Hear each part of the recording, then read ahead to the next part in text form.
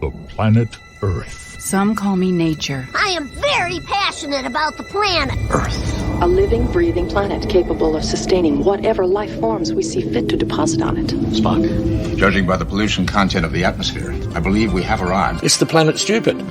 No. It's the planet stupid. Our guide for It's the Planet Stupid's Belinda Weymouth, the eco-journalist. Belinda, hello. Welcome. Good morning. Hello. How are you?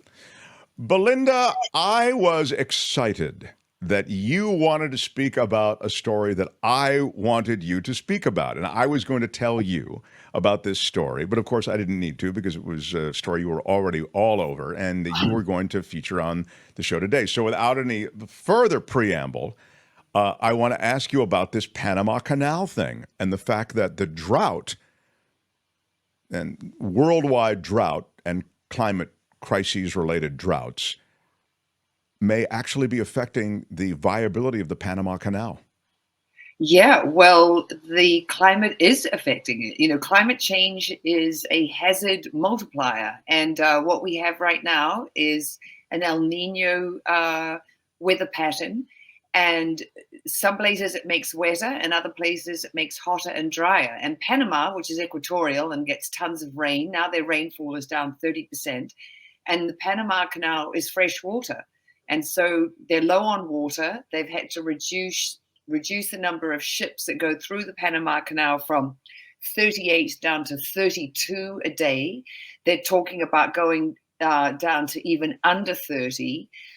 There's talk of, we've got to build reservoirs, we've got to shore up more water. I mean, the ships that are going through are having to reduce their cargo weights so their hulls are not displacing so much of that precious water, as they go through the canal.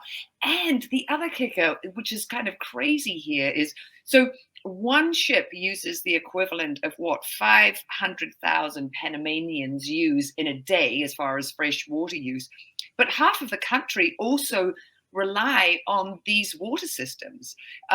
And yeah, the other thing is, when you look at this piece of video, see how enormous these ships are. So when the Panama Canal was considered is considered this absolute marvel of engineering, built by the US in the early 1900s, doesn't use water pumps. It's all gravity, and you can see the ships going through the locks, and they get brought up to the level of this lake, and then they cross over, and it's a 40-mile canal.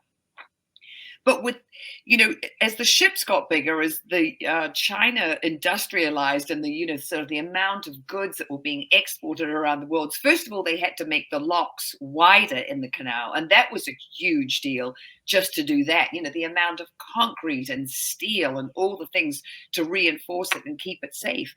But then it relies on fresh water, and it's not being replenished fast enough. So, and it's huge because 5% of seaborne shipping goes through the Panama Canal. It's 6% of GDP for Panama. And then it's also the water supply for the people who live there. This is just, I think, a fascinating, disturbing aspect of this climate crisis. Yeah. Yeah, So it really is, because the only reason why this isn't sort of really kicking our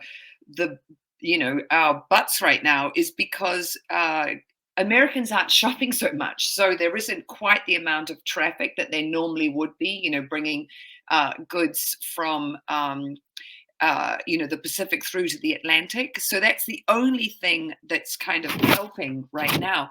But do you remember back in March 2021 when that enormous ship, the Everg, blocked the Suez Canal for 6 days, and how that we went nuts because that was the beginning of COVID. It ran aground, right? Isn't that what happened? Or what? I thought it got lodged in some...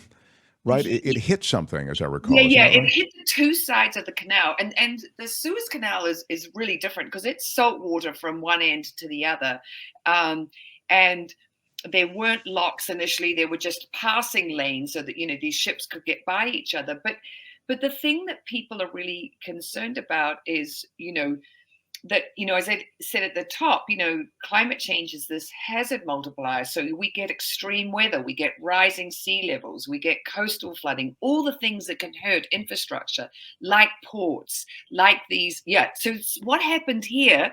Do you see? So the bow got wedged in on the east side of the Suez Canal, and then the stern hit the west side. And what had happened was, so right before this happened at the end of March, and right before there was this really crazy weather pattern happening over this part of the Egypt. So the jet stream was in one of those really wavy weather pattern, sort of amplified. It's supposed to go around in a sort of a neat circle, and it's waving in and out of the its normal path. And there were these really, really hot days, like 44 degrees Celsius, 111 to 112 degrees in Egypt, right before this ship came in. And then this crazy jet stream pattern. So there was a high pressure system and a low pressure system. And then these huge winds went between them. And because there had been all this dry weather, hot weather right before, there was all this sand and soil that just was ready for the winds to pick up. So when the Everg came in from the Red Sea into the Suez Canal, it was super windy. It was so making it hard to navigate. The ship was going too fast. It was going at 15 knots, and it's only supposed to go at 10. So why they were doing that on a day when it was there was 70-mile-an-hour winds, and then there was all this sand and dust in the atmosphere. So visibility was super bad. And then the wind also, because these ships have got all these containers loaded up on the decks, which they sort of act like a sail. So then the wind hit those, pushed the bow of the boat, and the next thing it's sort of lodged from one side of the Suez Canal to the other. Look at that. The track. God, that's just unreal. It gives you a sense of the scale of it. If you're watching on YouTube, by the way, if you're listening on the podcast, I might suggest going back and just seeing some of these images to which Belinda's referring. Tony's been really good about. There's an animation, and there's actually there's a time-lapse photography of the Panama Canal, and now you see the scale of this accident that Belinda's referring to in the Suez, in the Suez Canal. Yeah. It's insane how huge this vessel is. Yeah, it's insane how huge it is. And then, it's insane that we don't stop putting, greenhouse gases into the atmosphere because we are driving this extreme weather. And then, like I said, it is this hazard multiplier. And what's happening is, so these systems, like the Suez Canal and the Panama Canal, there are 14 of these things. They're called choke points. And they're these passages or these global supply chain sort of hubs, whether they be these canals, whether they be ports, whether they be, inland rail, that we really depend on. 2.8 billion people need these 14 choke points to all be working to get their food. Yep. So there you go. The only one that has not been shut down since the beginning of the 2000s is the Strait of Gibraltar, because it's pretty wide. But in 2011 and 2012, we had such bad heat waves in the US that we had railway lines buckling, and that stopped the transport of food. Yeah, there, if you're watching, you can see all of the different choke points to which Belinda is referring. Yeah, go ahead. Yeah, so the thing is, this is super serious. This is really, really a big deal. And I don't know if you heard the story early in the week. This new research just out saying that we are absolutely not on track to keep global climate, the heating down to 1.5 degrees. I mean, they call it 1.5 to stay alive. That's what the countries that are really on the cutting edge of the awful extreme weather, that's what they called it at COP, the Paris climate agreement, where we said the countries of the nations of the world said we'll keep it to 1.5, and now they say we're going to blow through that within the next 6 years. We're already at 1.1. the thing is, every 10th of a degree, is important. So if we could keep it to 1.6 or 1.7, yes, we might not be able to do 1.5, but if we could still, minimize it. But we're not on track to do that right now. And when you say we're talking about the human race. I mean, the human species, we having fouled our own habitats. We're the only creatures on Earth that do that.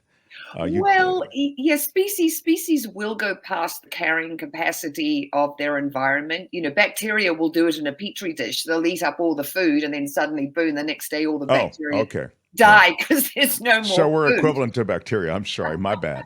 Beautiful analogy. I'm sorry. Right? But I mean, for an evolved species capable of complex thought and forecasting of the sort that we've done, this is pretty amazing that we are. We haven't even really slowed the progression of this. I don't mean to finger wave at us, collectively, but it just, as you made the point, that we're going to blow past all of these cautions, all of these red lights. It's concerning.